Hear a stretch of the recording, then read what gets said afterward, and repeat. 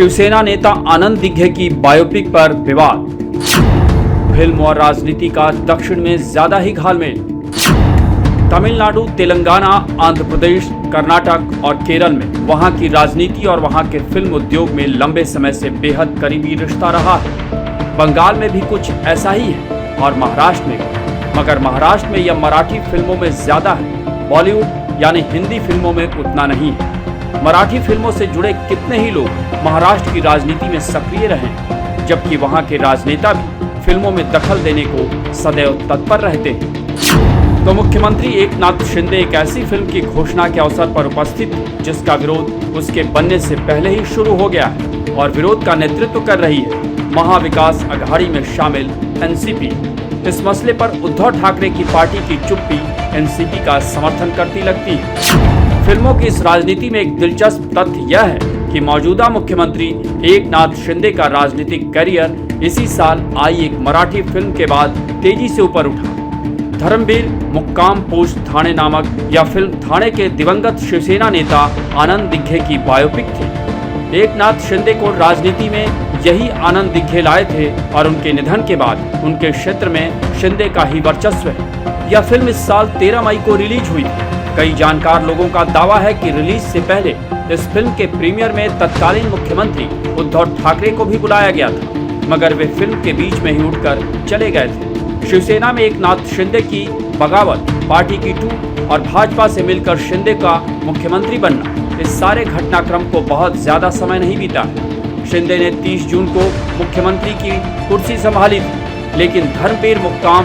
Post थाने ने उससे लगभग 1.5 महीने पहले ही पार्टी नेतृत्व से उनकी बगावत और उनके मुख्यमंत्री बनने के संकेत दे दिए थे। इसमें आनंद दिघे की कहानी के जरिए दिखाया गया था कि जिस नेता को उसका हक नहीं दिया गया उसे उसने कैसे हासिल किया। आखिर उद्धव ऐसी फिल्म को कैसे देखते रहते। इस फिल्म के निर्माण से एकनाथ शिंदे काफी करीब से जुड़े रहे थे। इसमें मुख्य भूमिका करने वाले क्षितिज दाते पर उन्होंने काफी मेहनत की थी ताकि वे आनंद दिघे के व्यक्तित्व में ढल सके।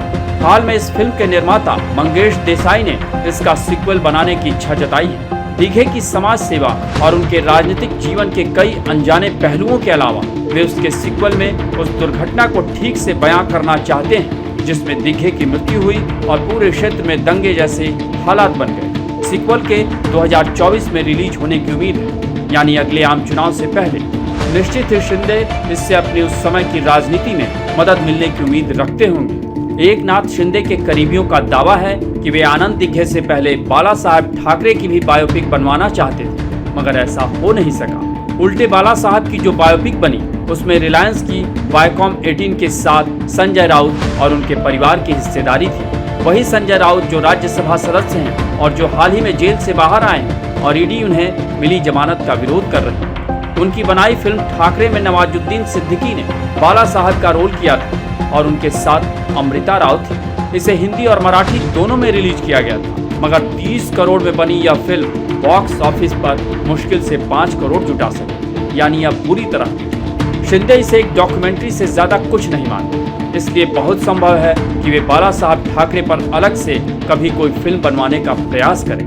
वैसे सच्चाई यह भी है कि संजय राउत की 2019 में बनी ठाकरे में जिस प्रवीण तरडे ने महाराष्ट्र के एक पूर्व मंत्री दत्ताजी साल्वी की भूमिका निभाई थी, उसी प्रवीण तरडे ने एकनाथ शिंदे की मदद से बनी धर्मवीर मुक्काम पोस्ट थाने को लिखा और उसका निर्देशन किया। धर्मवीर मुक्काम पोस्ट थाने ने पहले ही हफ्ते में करीब 14 करोड़ और कुल लगभग 30 करोड़ रुपए की कमाई, जबकि इसे बनाने में सिर्फ 10 करोड़ के आसपास खर्च आया था। जिन आनंद दिघे की यह बायोपिक थी, उन्हें अपने इलाके यानी थाने में धर्मवीर के नाम से जाना जाता था और उनकी छवि एक बाहुबली नेता की।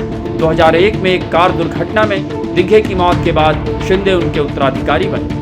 दुर्घटना में आनंद दिघे के पैर में चोटें आई थी, लेकिन जिस अस्पताल में वे भर्ती थे उसने उनके निधन का कारण दिल का दौरा बताया। इससे उनके समर्थकों ने माना कि इलाज में जरूर लापरवाही हुई है। गुस्से में इन लोगों ने सुनीता देवी सिंघानिया अस्पताल में आग लगा दी। इसके अलावा भी उस इलाके में काफी उपद्रव हुआ। आज उसी थाने में एनसीपी एक फिल्म का विरोध कर रही है और आनंद दिघे के शिष्य एकनाथ शिंदे की पार्टी कुछ नहीं बोल रही। उसकी बजाय शिंदे से दोस्ती की पींगे बढ़ा रही एमएनएस हर हर महादेव के बचाव में उतरी।